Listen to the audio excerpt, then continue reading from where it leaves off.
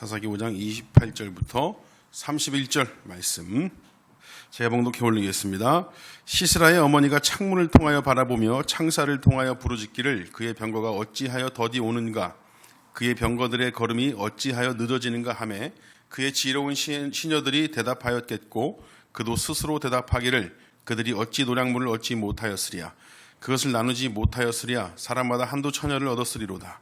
시스라는 채색 옷을 노력하였으니 그것은 수놓은 채색 옷이로다. 곧 양쪽에 수놓은 채색 옷이니 노력한 자의 목에 꾸미리로다 하였으리라.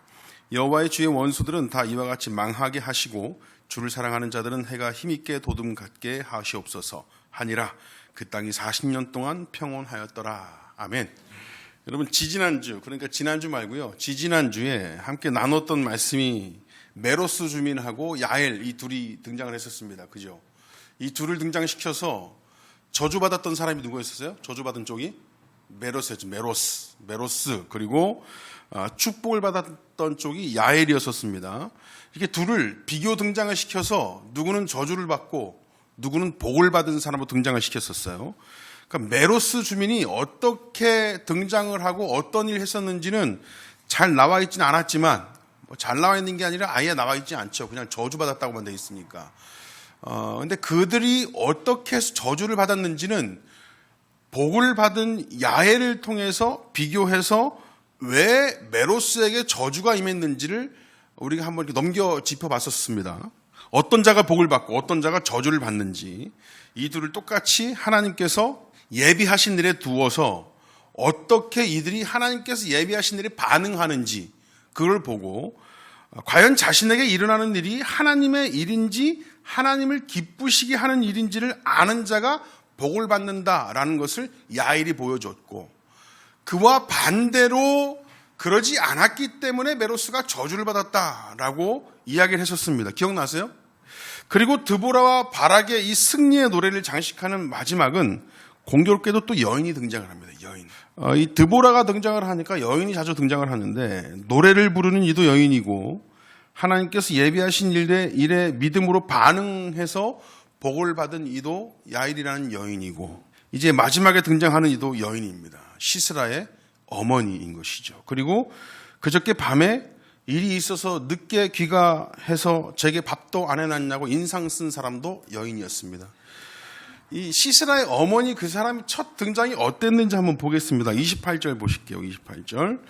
시스라의 어머니가 창문을 통하여 바라보며 창살을 통하여 부르짖기를 그의 병거가 어찌하여 더디 오는가, 그의 병거들의 걸음이 어찌하여 늦어지는가 하매라고 얘기하고 있습니다. 시스라에게도 어머니가 있었습니다. 누구에게나 다 있죠. 어머니 없는 사람이 어디 있어요. 뭐 이렇게 저마다 다른 사정으로 좀 이렇게 있는 사람들은 있지만, 사람이 태어나는 것은 어머니가 없이는 되지 않습니다. 누구나 어머니로부터 나오는 것이죠. 어머니의 어떤 해산의 고통을 저마다 느끼면서 자녀를 낳습니다. 어머니들.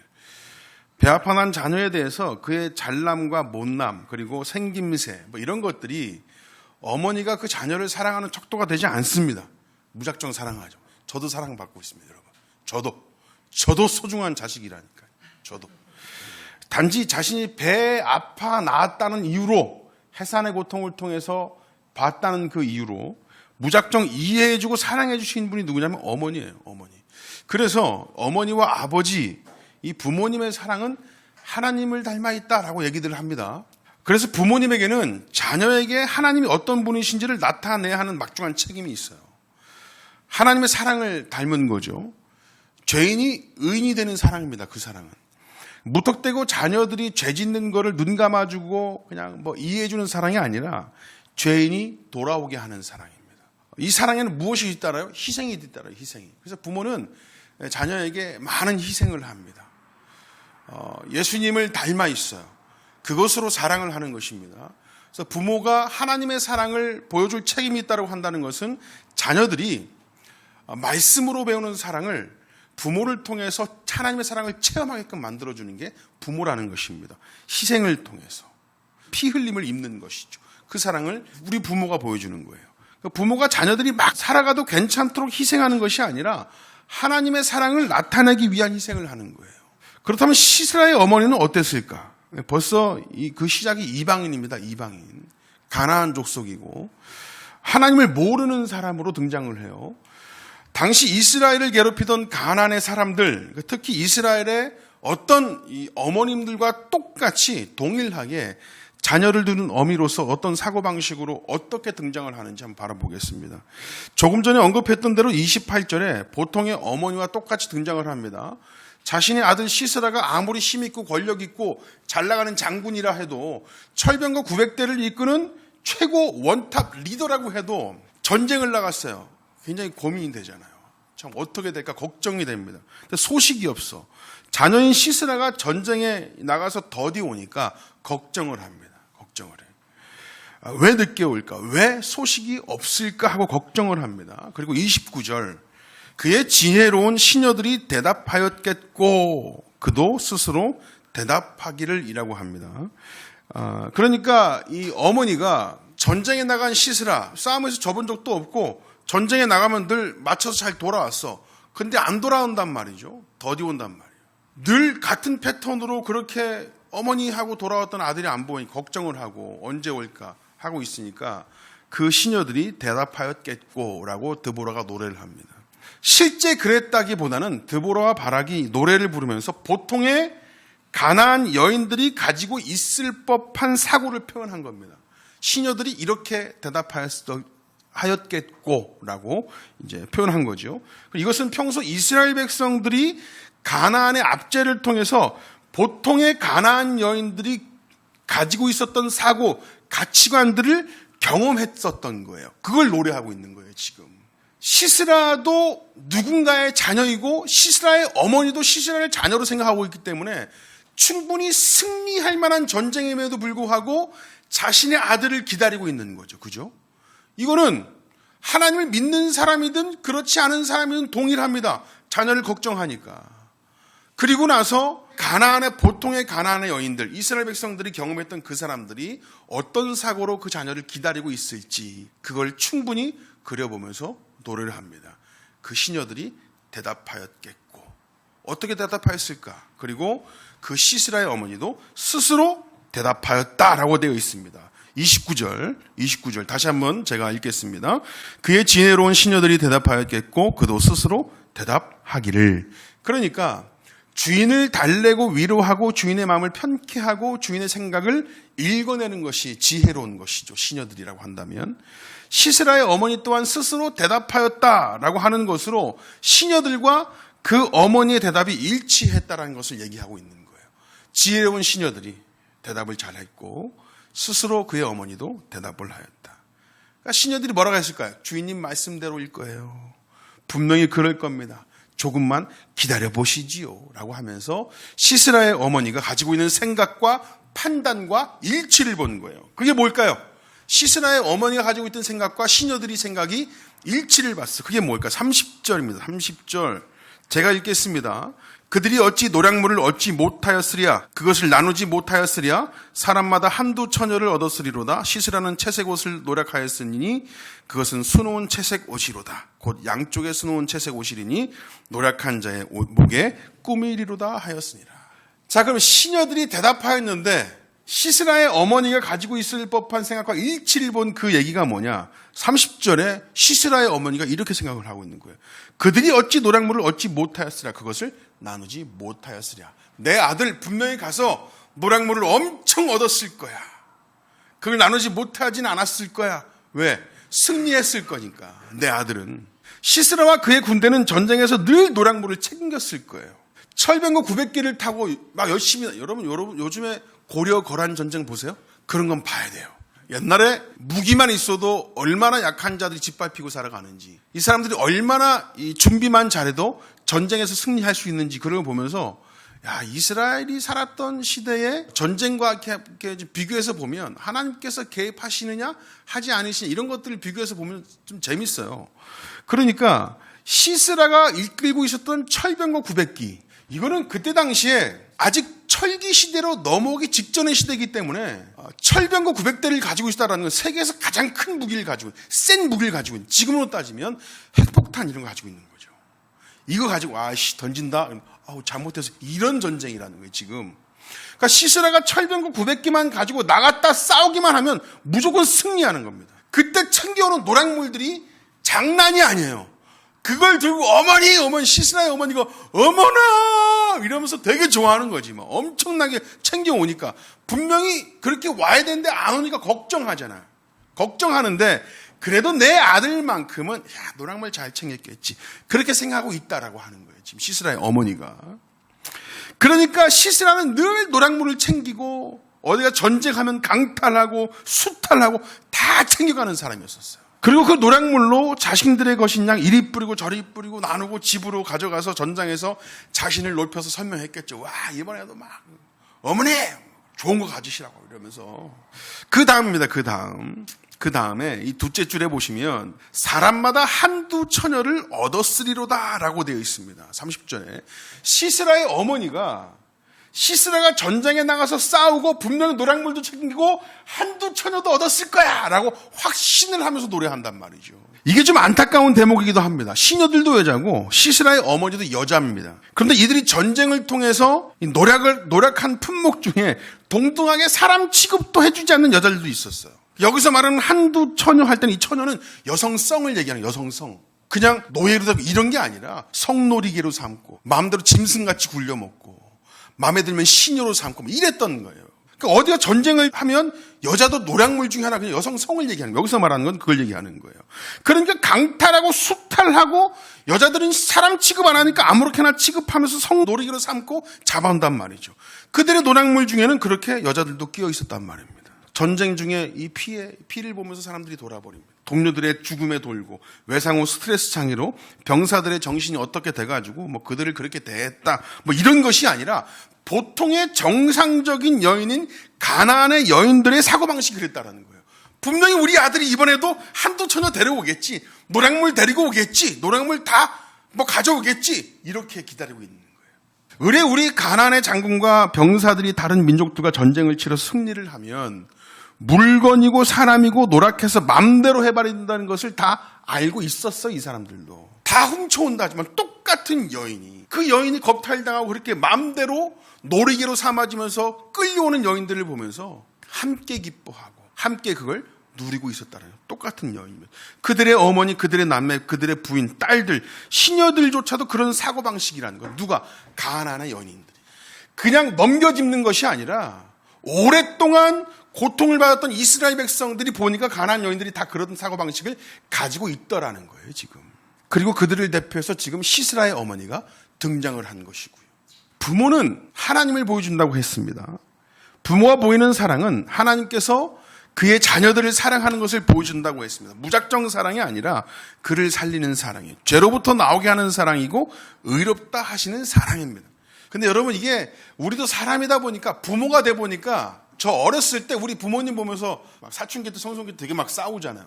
부모님은 사랑이라고 그러고 자식이니까 관심이었어서 이렇게 한다고 하지만 어렸을 땐 몰랐거든요. 그거 보면서 막 귀찮기도 하고 지금도 그래. 지금도 결혼해서 내 자식도 있는데 나이 드신 부모님 뭐 이렇게 하면 우리 엄마 어저께 전화해서 물어본 거 오늘 또 물어봐. 이게 사랑인지 관심인지 개입인지 약간 이렇게 엄마 어저께 얘기했잖아. 아 그런가? 저 병원 내려가 있는데 맨날 전화. 그냥 잠아 죽겠는데 힘들어 죽겠는데 전화 좀 안 왔으면 좋겠는데 우리 엄마만 전화해. 엄마 괜찮아. 아 병원. 저녁에 또 전화해. 괜찮냐고. 엄마 괜찮아. 아침에 전화해. 괜찮냐. 괜찮아 엄마. 이제 태어나 기차 타고 올라와. 아직 도착 안 했는데 기차 타고 오고 있냐? 전화해. 누가 절 걱정해요 여러분. 누가. 저 걱정하는 우리 어머니 보시면 사람들이 그러겠죠. 아유, 그 소도 때려잡게 생긴 사람을 뭘 걱정하냐 그러겠죠. 근데 우리 어머니 맨날 걱정해. 그 왜 그런가 봤더니 제 동생이 옛날에 그렇게 됐잖아요. 그러니까 우리 어머니도 또 아들 하나 어떻게 될까 노심초사 맨날. 근데 우리 형은 왜 그러는 거야? 우리 형도 저한테 전화를 맨날 하는데. 여하튼 그 부모님의 사랑이라는 게 하나님의 사랑을 보여준다고 하지만 부모님도 나름대로 자신의 방식대로 사랑을 합니다. 그죠? 근데 그게 사실은 자신의 방식이고 자녀가 맞지 않아가지고 늘 부딪히고 그런 것이지만 사실 그 자녀를 사랑하는 마음으로 그 자녀를 바라보는 그 마음의 가치나 그런 것들을 보면 유독 하나님을 닮아 있다라는 거. 하나님을 닮아 있다. 하나님은 실수하지 않는 분이시고 계획하신 분이시고 전지전능하신 분이고 편지하신 분이시고 우리 인간 스스로 할 수 없는 부분들을 충분히 하실 수 있는 분이기 때문에 실수가 없고 그때마다 하나님께 감사함이 넘쳐나지만 우리 부모님들은 분명히 실수를 하죠. 그래서 불편하기도 하고 그렇습니다. 우리가 부모가 돼보면 그 부모님은 알아서 괜찮다고 하지만 부모가 돼도 똑같아. 부모가 돼도 딱 그 나이까지만 알아, 그분. 그리고 100% 부모님이 다 돌아가시고 나면 후회하죠. 그죠? 그 왜 후회해요? 지금 여러분 잘하십시오. 이런 얘기하는 거 아니에요. 그 원래 잘해야죠. 잘해야 되는데 돌아가시고 나면 꼭 후회한다고. 돌아가시고 나면. 왜 그래요? 그제서야 깨닫는 거야. 그 부모님께서 해주신 그 사랑의 그만큼 내가 그 부모님을 온전히 대해주지 못한 것에 대한 후회. 나한테 지지도 못하고 욕만 하고 싸고 이랬던 형제에 대한 어떤 그런 사람들에 대한 보답하지 못한 이런 후회는 없습니다. 시간이 지나서 보면 부모님에 대한 후회만 있는 거죠. 나한테 늘 희생만 하셨지. 방법은 좀 어설프고 좀 잘못됐지만 그래도 어머니께서 나 사랑하는 그 마음으로 하셨더란 것은 정확하게 이렇게 표현은 못해도 그런 감정은 남아있다 보니까 그 부모님에 대한 후회, 잘해드리지 못한 후회, 그런 것들은 늘 남아있단 말이죠. 사람이라서 어쩔 수 없어요. 그런데 누구나 다 사람이라서 그럴 수 있다고 하긴 하지만 도저히 상식적으로 이게 진짜 사랑인가? 라고 했을 때 이것은 아니다라고 할 수 있는 사람이 등장을 하는 게 바로 시스라의 어머니라는 거예요. 시스라의 어머니, 이 사람은 그간 어떤 사랑을 했냐면 죄를 더 응원하고 죄를 짓게 하고 그것을 함께 즐기는 사랑을 했습니다. 자녀가 밖에서 죄를 짓고 그에 대한 결과를 얻어오면 그걸로 함께 기뻐했다고요. 함께. 그 내용이 클수록 시스라가 정복한 땅의 민족들의 더 울부짖고 괴로워하고 여자들이 더 죽어나갈수록 더 응원하고 누리는 사랑을 했어요. 노량물을 더 많이 챙겨오면 더 많이 챙겨왔다고 좋아하고 한두 처녀가 아니라 두세 처녀 데리고 오면 아이고 좋다. 시녀로 더 많이 삼을 수 있으니까 좋다고 그러고. 같은 부모인데도 하나님을 믿지 않고 말씀을 모르던 시스라의 어머니, 자신의 자녀가 그 죄악으로 망해가는 것을 응원하는 사랑을 했다는 말이죠.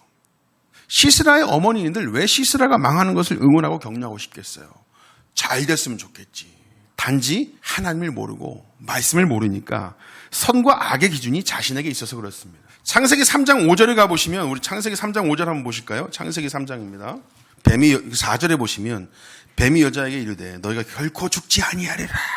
저 먹으면 정령 죽으리라 라고 했다고 그러니까 뱀이 죽지 않으리라 그러면서 5절에 이렇게 얘기하는 거예요. 아주 간교하게. 너희가 그것을 먹는 날에는 너희 눈이 밝아져 하나님과 같이 되고 선악을 알 줄 하나님이 아심이니라. 아주 간교하고 얍삽하게 꼬신 거죠. 그래서 어떻게 됐어요? 이들이 결국 선악을 알게 하는 나무의 과실을 먹고 하나님과 같이 됐습니까? 하나님과 같이? 하나님께서 판단하실 일을 흉내내서 자신들의 기준 삼는 자가 됐다라는 거예요. 하나님이 흉내내는 자가 됐다라는 겁니다. 자기 기준에 선하고 악하고의 기준이 들어있다는 얘기예요. 자기 자신이 기준이 되면 자신이 이게 어떤 자리에 오랫동안 노출이 되고 학습이 되고에 따라 모든 것을 판단하게 되어 있습니다. 옛날에는 안 그랬는데 지금은 그럴 수 있다니까요. 시스라의 어머니는 하나님을 믿지 않던, 하나님 말씀을 몰랐던 가나안 땅의 이방족 속이었습니다. 그리고 그의 아들이 취해온 노랑물들로 많은 것을 누리고 살았던 사람들이었어요. 시녀들 또한 겁탈에서 데리고 온 노랗게 온 다른 민족의 여인들이었다라는 거예요. 그렇게 오랫동안 누려온 많은 것들이 정당화되려면 억지로 잘못된 것을 잘된 일이라 해주는 것이 아니라 정말 그것이 정당한 일이요 옳은 일이어야 돼야 되는 거예요.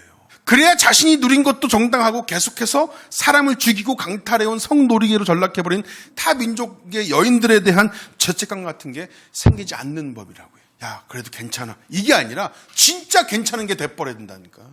그렇게 자신들의 경험과 자신들이 누리고 있는 것을 바탕으로 선과 악의 기준을 삼습니다. 그런데 우리는요, 그 선과 악의 기준이 어디에 있습니까? 하나님께 있습니다. 하나님께. 물론 우리도 우리의 경험과 우리의 판단으로 그런 것을 많이 판단하는데 이 안에서 그런 갈등들이 늘 있죠. 말씀과 우리의 어떤 의지와 늘 싸우는 그런 성령의 사역이 있단 말이에요. 내주하심이. 그런 신앙의 갈등이 있단 말이에요. 적어도 우리는 그런 게 있습니다. 말씀을 아니까. 무엇이 옳은지 무엇이 그른지 알 수 있습니다. 그런데 다 아는데 행동으로 안 나와. 그죠? 무엇이 옳은지 다 알아. 말씀이 신앙의 양심은 있어서 다 알아. 근데 행동으로 안 돼. 이렇게 하면서 확 저질러 버려. 실수 한 번. 우리에게 있어서 선과 악을 판단하는 데에 있어서 우리가 보고 경험하는 착한 일과 나쁜 일이 도구가 되는 게 아니라 말씀이 도구가 됩니다. 적어도 우리는 고민하고 걱정하고 이렇게 저렇게 재야 되는 내 기준이 그래도 말씀이 있다고요. 말씀이. 죄를 지어버린 인간이 도저히 자신의 힘으로 죄인의 길에서 돌이킬 수 없는 인간이 그 은혜로 말미암아 믿음을 통해서 하나님 편에 서서 살게 되고 오직 그 선과 악의 기준이 하나님께 있음을 드러내는 자로 말씀을 가까이 하는 겁니다. 여러분, 이 선과 악은 하나님께서 판단하고 칭찬하고 책망하시고 심판하실 거예요. 사람들의 선과 악, 이건 하나님께서 칭찬하실 거예요. 또는 하나님께서 책망하실 거라고요. 하나님께서 심판하실 거고. 그 하나님의 일을 말씀을 통해서 자꾸만 확인하고 우리의 사는 삶을 하나님께 내어 맡기고 드리는 것이죠. 그게 하나님을 믿는 자들의 일입니다. 그런데 믿지 않는, 그러니까 하나님의 말씀을 모르는 자들의 대표로 등장하는 시스라의 엄마. 여러분, 믿지 않는 우리 주변에 많은 사람들도 있으면 그런 사람 욕하는 게 아니에요. 하나님의 말씀을 모르는 자들 중에 어떤 자들이 있냐는 거예요. 그런 자들의 대표로 시스라의 어머니가 등장을 하는 건데 자신들의 생각과 경험들이 옳은 일이 되게 하기 위해서 그걸 정당화시킵니다. 아무렇지 않아야 하고 오히려 그것을 독려하고 응원하고 누리며 삽니다. 그랬다고요, 이 여인이. 그러나 하나님을 믿는 사람들은요, 선과 악의 기준이 하나님께 있으니까 말씀을 가까이 해서 죄인의 길에 자꾸만 돌이킵니다. 그런 노력을 해야 되는 거예요. 그게 우리의 삶이라는 거예요. 그런 자가 하나님의 사랑을 나타내는 부모가 될 수 있고 그 삶을 통해서 하나님의 사랑을 증거할 수 있는 겁니다. 이에 대해서 드보라는 31절에 이렇게 평가합니다. 31절 우리 다 같이 읽어보실까요? 시작.